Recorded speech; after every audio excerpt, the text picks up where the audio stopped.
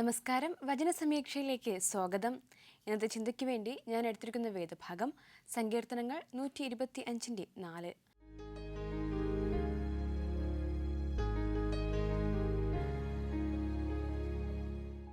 ഗുണവാന്മാർക്കും ഹൃദയ പരമാർത്ഥികൾക്കും നന്മ ചെയ്യണമേ എന്നാണ് ഈ ഒരു വചനത്തിൽ പറഞ്ഞിരിക്കുന്നത്.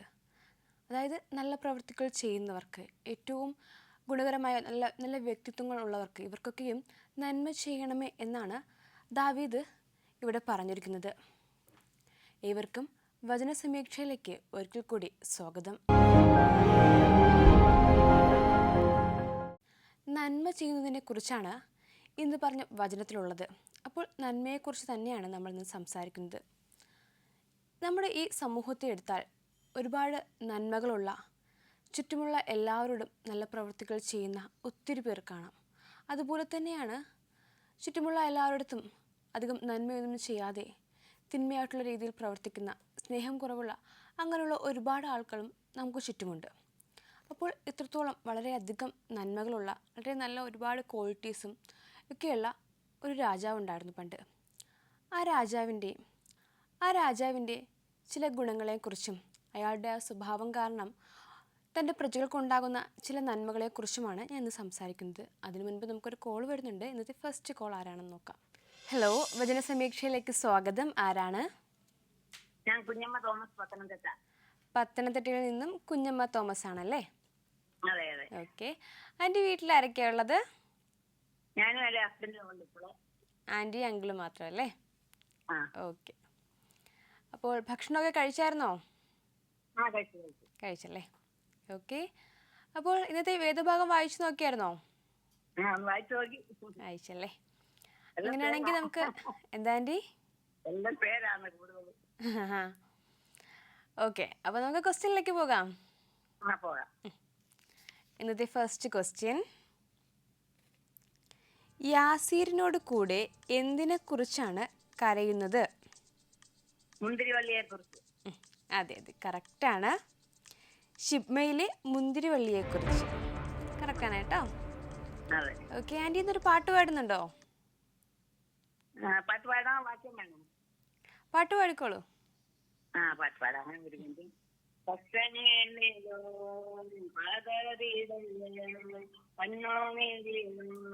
തളർന്നീടല്ലേ ഞാനും നിന്റെ ദൈവം, നീ എന്നും എന്റേതാണ്, ഞാനും നിന്റെ ദൈവം, നീ എന്നും എന്റേതാണ്. പോയാ തൊണ്ട പോയാത്തോണ്ടാകും നിർത്തി. ആണോ? നല്ല പാട്ടായിരുന്നു കേട്ടോ. അതെന്നെ ഒത്തിരി പാടിയാൽ എനിക്ക് സമയം വേണ്ടേ? സാരമില്ല, എനിക്ക് ഇഷ്ടമുണ്ടെങ്കിൽ പാടായിരുന്നു. കുഴപ്പമില്ല. അടുത്തോടായിട്ട് നോക്കാം. ഓക്കെ, അപ്പോൾ നമുക്ക് അടുത്ത ക്വസ്റ്റ്യനിലേക്ക് പോകാം. പോകാം. രണ്ടാമത്തെ ചോദ്യം, ഹെഷ്ബോനെയും എലയാലിനെയും നനയ്ക്കുന്നത് എന്തുകൊണ്ടാണ്? ഹെഷ്ബോനെയും എലയാലിനെയും കണ്ണുനീര് കൊണ്ട് നനയ്ക്കും. അതെ, കറക്റ്റാണ്. കണ്ണുനീര് കൊണ്ട് നനയ്ക്കും. കറക്റ്റാണ് കേട്ടോ ആൻസർ. അതെ. ഓക്കെ. ഇനി എനിക്ക് ബൈബിളിൽ ഇഷ്ടപ്പെട്ട ഏതെങ്കിലും ഒരു കഥാപാത്രത്തെ കുറിച്ച് പറയാമോ? ഇയ്യോബിനെ ഇഷ്ടമാണല്ലേ? എന്തുകൊണ്ടാണ് അയ്യോബിനെ ഇഷ്ടം? ഇയ്യോബിനെ ഇഷ്ടം അങ്ങനെ നേരുള്ളവനാ. ഒത്തിരി കഷ്ടതയും പ്രയാസം വന്നപ്പോഴും ദൈവത്തെ തള്ളി പറയാതെ ദൈവത്തിന് വേണ്ടി നിന്നു. നല്ല വിശ്വാസം ഉണ്ടായിരുന്നു, പ്രത്യാശ ഉണ്ടായിരുന്നു. അതെ. ഭാര്യ തള്ളി പറയാൻ പറഞ്ഞിട്ട് പോലും പറയാതെ വിശ്വാസത്തിൽ നിന്നു. ഓക്കെ, ആ വിശ്വാസവും പ്രത്യാശയും പ്രാർത്ഥനയും എല്ലാം ഉണ്ടല്ലേ? അതെ അതെ. ഇതെല്ലാം കൊണ്ടാണല്ലേ ആൻറ്റിക്ക് ഇയ്യോബിനെ ഇഷ്ടം? ഓക്കെ. എന്തായാലും ബൈബിളിൽ നമ്മളെല്ലാവരും വളരെയധികം എല്ലാം നഷ്ടപ്പെട്ടിട്ടും തിരിച്ചു കിട്ടിയെന്നൊരു പറയുമ്പോഴേക്കും നമ്മളെല്ലാവരുടെ മനസ്സിൽ പെട്ടെന്ന് ഓർമ്മ വരുന്നൊരു വ്യക്തിത്വമാണ് ഇയ്യോബ്. അതെ. ഓക്കെ ആൻറ്റി, അപ്പം നമുക്കിനി അടുത്ത ക്വസ്റ്റ്യനിലേക്ക് പോകാം. ചോദ്യം ഇതാണ്, മുന്തിരിത്തോട്ടങ്ങളിൽ നിന്ന് പോയിരുന്നത് എന്താണ്? സന്തോഷവും ആനന്ദവും പോയിരുന്നു. അതെ, കറക്റ്റാണ്. പാട്ടും ഉല്ലാസഘോഷം എന്നിവ.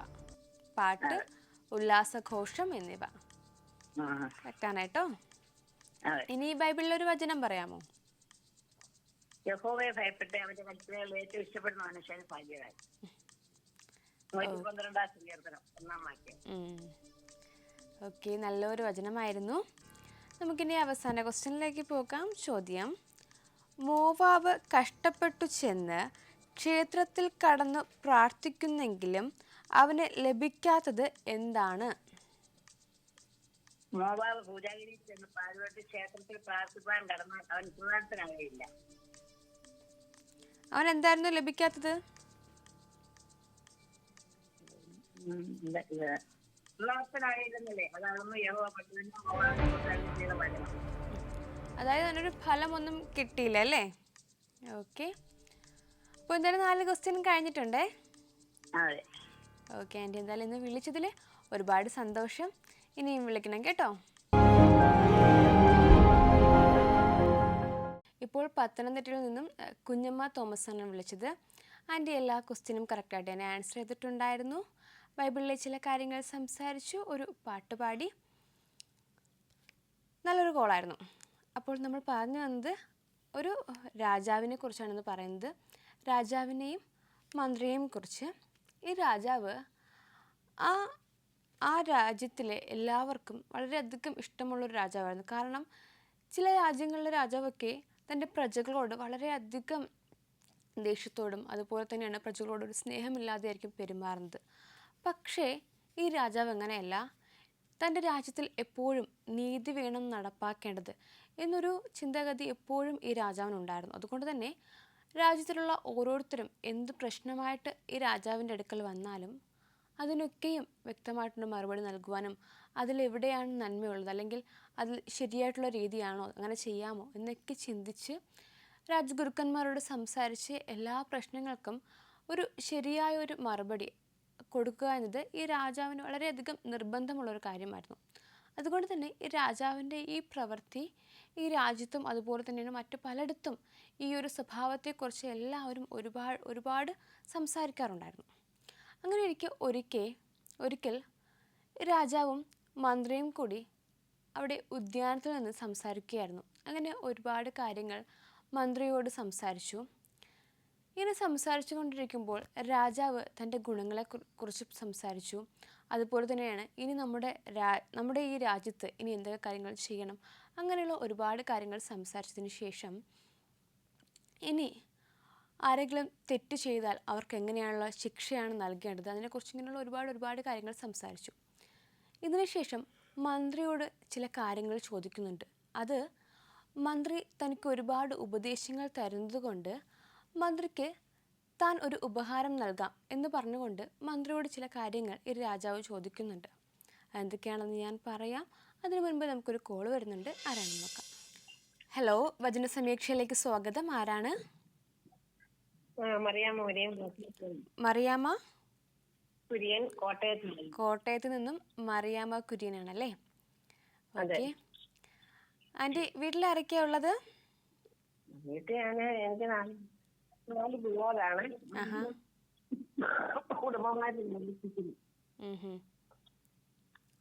ഓക്കെ, നമുക്ക് ക്വസ്റ്റ്യനിലേക്ക് പോകാം. ഇന്നത്തെ ഫസ്റ്റ് ക്വസ്റ്റ്യൻ: ബാബിലോണിന്റെ നാശത്തെക്കുറിച്ച് നേരത്തെ തന്നെ യഹോവ വെളിപ്പെടുത്തി കൊടുത്തത് ആർക്കാണ്? ആമോസിന്റെ മകനെ. അതെ, ആൻസർ കറക്റ്റാണ്.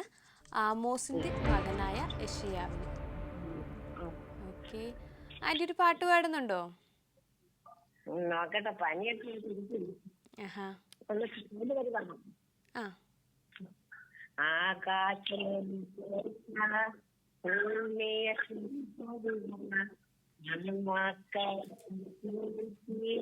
അവനോട് ഫോൺ ശരിയല്ല. കുഴപ്പമില്ല, പക്ഷേ നന്നായിരുന്നു കേട്ടോ, നല്ല പാട്ടായിരുന്നു. ഓക്കെ, നമുക്ക് രണ്ടാമത്തെ ക്വസ്റ്റ്യനിലേക്ക് പോകാം. രണ്ടാമത്തെ ചോദ്യം: ദേശത്തെ മുഴുവൻ നശിപ്പിക്കുവാനായി യഹോവയും അവന്റെ കോപത്തിന്റെ ആയുധങ്ങളും വരുന്നത് എവിടെ നിന്നുമാണ്? ദേശത്തെ മുഴുവൻ നശിപ്പിക്കുവാനായി യഹോവയും അവൻ്റെ കോപത്തിൻ്റെ ആയുധങ്ങളും വരുന്നത് എവിടെ നിന്നുമാണ്? ദൂരദേശത്ത് എൻ്റെ ക്ലിയർ ആയില്ല, ഒരിക്കൽ കൂടെ പറയാമോ? ദൂരദേശത്ത് ഉം. ആകാശത്തിന്റെ അറ്റത്ത് ആ കറക്റ്റാണ്. ദൂരദേശത്തു നിന്നും ആകാശത്തിൻ്റെ അറ്റത്തു നിന്നും. ഓക്കെ ഓക്കെ ആൻറ്റി, അടുത്ത ചോദ്യം. യഹോവയുടെ ദിവസം സമീപിച്ചിരിക്കുന്നതിനാൽ എന്താണ് ചെയ്യേണ്ടത്? മുറയിടുവീൻ. എന്ത് ചെയ്യണം? മുറയിടണം. മുറയിടണം, ശരിയാണ്. നമ്മുടെ ബൈബിളിൽ കൊടുത്തിരിക്കുന്നത് വിലപിക്കണം എന്നാണ് കേട്ടോ. നമുക്കിനി അവസാന ക്വസ്റ്റ്യനിലേക്ക് പോകാം. അവസാന ചോദ്യം. യഹോവയുടെ ദിവസം വരുന്നത് എവിടെ നിന്ന്, എങ്ങനെയാണ് വരുന്നത്?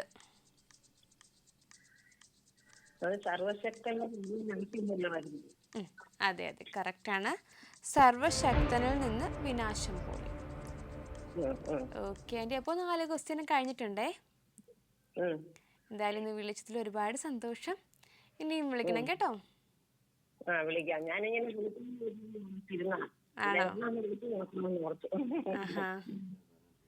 ഞാൻ കാണുന്ന. കാണാറുണ്ടല്ലേ? പിന്നെ എത്തും കാണുന്ന. ഒരുപാട് സന്തോഷം. Thank you. ഓക്കെ. ഇപ്പോൾ മറിയാമ്മ ആൻറ്റിയാണ് വിളിച്ചത്. ആൻറ്റി എല്ലാ ക്വസ്റ്റ്യനും കറക്റ്റായിട്ട് തന്നെ ആൻസർ ചെയ്തിട്ടുണ്ടായിരുന്നു. ഒരു പാട്ട് പാടി, നല്ലൊരു കോളായിരുന്നു. അപ്പോൾ നമ്മൾ പറഞ്ഞു വന്നത് ആ രാജാവിനെ മന്ത്രിയെയും കുറിച്ചാണ്. അപ്പോൾ മന്ത്രി ഇങ്ങനെ എപ്പോഴും ഉപദേശങ്ങൾ പറഞ്ഞു തരുന്നത് തൻ്റെ രാജ്യത്തിന് ഏറ്റവും വളരെയധികം ഉപകാരമാണെന്നാണ് ഈ രാജാവ് പറയുന്നത്. അതുകൊണ്ട് ഇത്രത്തോളം ഉപകാരങ്ങൾ, ഒരുപാട് ഉപദേശങ്ങൾ പറഞ്ഞു തരുന്നത് കൊണ്ട് മന്ത്രിക്ക് എന്താണ് വേണ്ടതെന്ന് ഈ രാജാവ് ചോദിക്കുന്നുണ്ട്.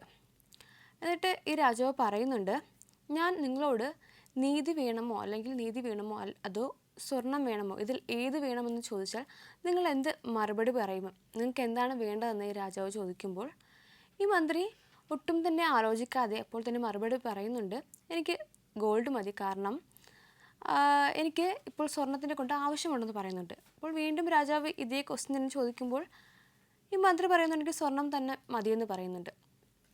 അപ്പോൾ രാജാവ് പറഞ്ഞു, എന്തുകൊണ്ടാണ് ഈ സ്വർണം തിരഞ്ഞെടുത്തതെന്ന്.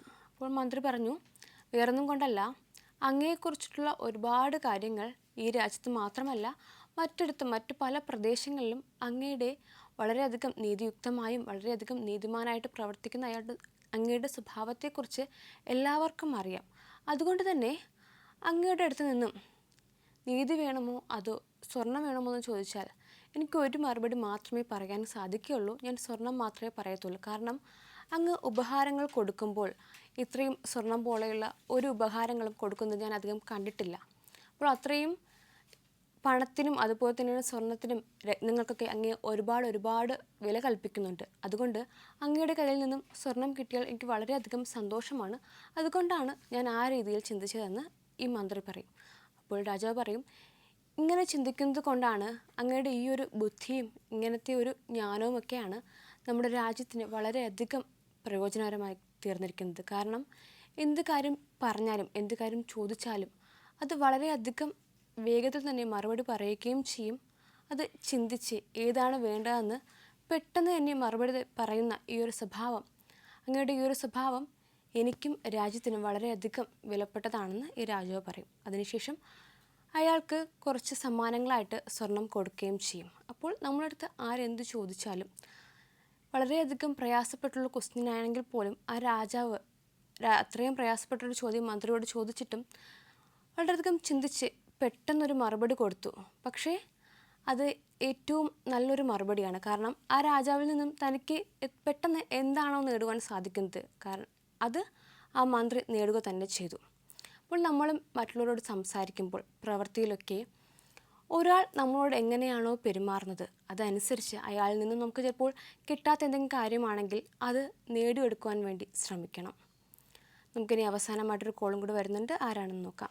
ഹലോ, വചന സമീക്ഷയിലേക്ക് സ്വാഗതം. ആരാണ്? സൂസമ്മ. അതിൻ്റെ എവിടെ നിന്നാണ് വിളിക്കുന്നത്? കോട്ടയത്ത് നിന്നാണല്ലേ? ഓക്കെ. എൻ്റെ വീട്ടിൽ ആരൊക്കെയാ ഉള്ളത്? ഇപ്പം ഞാൻ തന്നെ ഉള്ളൂ. തനിച്ചാണല്ലേ? ഓക്കെ. അപ്പോൾ ഇന്ന് പള്ളിയിൽ പോയായിരുന്നോ? അന്ന് പള്ളിയിൽ പ്രാർത്ഥനയ്ക്ക് പോയി. പള്ളിയിൽ പ്രാർത്ഥന ഉണ്ടാവും സമാജത്തിന്റെ. ആണോ? ഉം, ഉം. Okay okay. നമുക്കിനി ഈ ക്വസ്റ്റ്യനിലേക്ക് പോകാം. പോകാം. മിസ്രൈമിന് ഭീതിയായിരിക്കുന്നത് യഹോവ ഏതു ദേശത്തെ ശിക്ഷിച്ചതിനെ ഓർക്കുമ്പോഴാണ്? യഹൂദാദേശം. യഹൂദാദേശം. ഇത് കറക്റ്റാണ് ആൻസർ. യഹൂദാദേശം. അതിൻ്റെ പാട്ട് പാടാറുണ്ടോ? പ്രാർത്ഥിക്കുമ്പോൾ പാട്ട് പാടാറുണ്ടല്ലേ. അങ്ങനെയാണെങ്കിൽ ഇന്നൊരു പാട്ട് പാടാമോ? ആ ശരി, രണ്ടുപേരും പാടാം. ഓക്കെ. വരിക സുരാധിപ പരമ പരമ പരമിൻ കരുണാസനം വഴിയായ സഭയിൽ ഒരു മനസ്സോടെ നിൻ തിരുഭവനെ പരിചോടടിയാർ വരുന്നത് കാൺ. വരിക സുരാധിപ പരമ പരമിൻ കരുണാസനം വഴിയായ സഭയിൽ. നല്ല പാട്ടായിരുന്നു കേട്ടോ. ഞാൻ അധികം കേട്ടിട്ടില്ലേ ഈ പാട്ട്? ആണല്ലേ, പഴയ പാട്ട്. പഴയ പാട്ടാണല്ലേ. നമുക്കിനി അടുത്ത ക്വസ്റ്റ്യനിലേക്ക് പോകാം. രണ്ടാമത്തെ ചോദ്യം. യഹൂദാദേശത്തിന്റെ നാമം പറഞ്ഞു കേൾക്കുന്നവരൊക്കെയും ഭയപ്പെടുവാനുള്ള കാരണം എന്താണ്? സൈനികളുടെ യഹോവ അതിനെതിരായി നിർണയിച്ച തീരുമാനം എടുത്താം. അതെ, ആൻസർ കറക്റ്റാണ്. സൈന്യങ്ങളുടെ യഹോവ അതിനെതിരായി നിർണയിച്ച തീരുമാനം നിമിത്തം. ഓക്കെ ആൻറ്റി, കറക്റ്റാണ് കേട്ടോ. ഇനി ആൻറ്റിക്ക് ബൈബിളിൽ ഇഷ്ടപ്പെട്ട ഏതെങ്കിലും ഒരു വ്യക്തിയെ കുറിച്ച് പറയാമോ? ആരാണ് ആൻറ്റി? പൗലോസ്ലിഹ. ഓക്കെ, എന്തുകൊണ്ടാണ് പൗലോസ്ലിഹ ഇഷ്ടം? പൗലോസ്ലിഹ യഹൂദത്തിൽ തീക്ഷ്ണവനായിരുന്നു. അങ്ങനെ ക്രിസ്ത്യാനിയെ പീഡിപ്പിച്ചവർ നടന്ന സമയത്താണ് യേശുക്രിസ്തു ദർശനത്തോടെ പൗലോസ്ലിഹ തന്റെ ശിഷ്യനാക്കിയത്. ഡെമസ്കോസിന്റെ പള്ളി വന്നിട്ട് അങ്ങനെ ആ പൗലോസ്ലിഹ തന്റെ മുഖത്ത് തീക്ഷ്ണമായ പൗലോസ്ലിഹയെ കർത്താവ് ക്രിസ്തുമതത്തിന്റെ പ്രചാരകനാക്കി മാറ്റി ചേർത്തു. അതെ അതെ. ഓക്കെ. അപ്പോൾ ദൈവത്തിന് എതിരായിട്ട് സംസാരിച്ചൊരു വ്യക്തിയെ ദൈവത്തിന്റെ പ്രചാരകനായിട്ട് മാറ്റിയത് എങ്ങനെയാണെന്നാണല്ലേ പറയുന്നത്? ഓക്കെ. നമുക്കിനി അടുത്ത ക്വസ്റ്റ്യനിലേക്ക് പോകാം. ചോദ്യം ഇതാണ്. ആ നാളിൽ മിസ്രയീം ദേശത്തുള്ള എത്ര പട്ടണങ്ങളാണ് സൈന്യങ്ങളുടെ യഹോവയോട് സത്യം ചെയ്യുന്നത്? ഏതു ഭാഷയിലാണ് അവർ സത്യം ചെയ്തത്? 5 പട്ടണങ്ങൾ കനാൻ ഭാഷയിലെ. അതെ, കറക്റ്റാണ്. 5 പട്ടണങ്ങൾ കനാൻ ഭാഷ. കറക്റ്റാണ് കേട്ടോ. ഓക്കെ. ഇനി ആൻറ്റിക്ക് ഇഷ്ടപ്പെട്ട ബൈബിളിലെ ഒരു വചനം കൂടി പറയാമോ? 1 പത്രോസ് 2:15. നിങ്ങൾ നന്മ ചെയ്തുകൊണ്ട് ബുദ്ധിയില്ലാത്ത മനുഷ്യരുടെ ദോഷത്വം മിണ്ടാതാക്കണം എന്നുള്ളതാണ് ദൈവേഷ്ടം. നല്ലൊരു വചനമായിരുന്നു. നമുക്കിനി അവസാന ക്വസ്റ്റ്യനിലേക്ക് പോകാം. ചോദ്യം. സൈന്യങ്ങളുടെ യഹോവയോട് സത്യം ചെയ്ത 5 പട്ടണങ്ങളിൽ ഒന്നിന്റെ പേരെന്താണ്? സൂര്യനഗരം.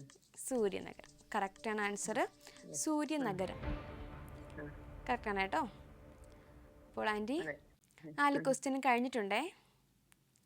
എന്തായാലും വിളിച്ചതിൽ ഒരുപാട് സന്തോഷം. ഇനിയും വിളിക്കണം കേട്ടോ. Okay, thank you aunty.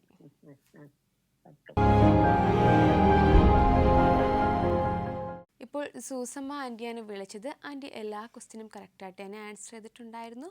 ബൈബിളിലെ ചില കാര്യങ്ങൾ സംസാരിച്ചു, ഒരു പാട്ട് പാടി. നല്ലൊരു കോളായിരുന്നു. അപ്പോൾ നമ്മൾ ഇന്ന് സംസാരിച്ചത് നമ്മളെപ്പോഴും ബുദ്ധിയോട് കൂടിയാണ് പ്രവർത്തിക്കേണ്ടതെന്നാണ്. കാരണം നമ്മൾ വളരെയധികം ബുദ്ധിയോടും ചിന്തിച്ചും പ്രവർത്തിച്ചില്ലെങ്കിൽ നമ്മുടെ പ്രവർത്തികളൊക്കെ വളരെയധികം തെറ്റുകുറ്റങ്ങൾ കടന്നു വരിക. നമ്മൾ ചെയ്യുന്നതൊന്നും ചിലപ്പോൾ ശരിയാകില്ല. അതുകൊണ്ട് നമ്മൾ എല്ലാ നിമിഷത്തിലും എന്തൊരു കാര്യം ചെയ്യുമ്പോഴും വളരെയധികം ബുദ്ധിയോട് കൂടി പെരുമാറിയാൽ അതെപ്പോഴും നല്ലതായി തീരും. ഏതായാലും വചന സമീക്ഷയുടെ ഈ ഒരു അധ്യായം ഇവിടെ പൂർണ്ണമാവുകയാണ്.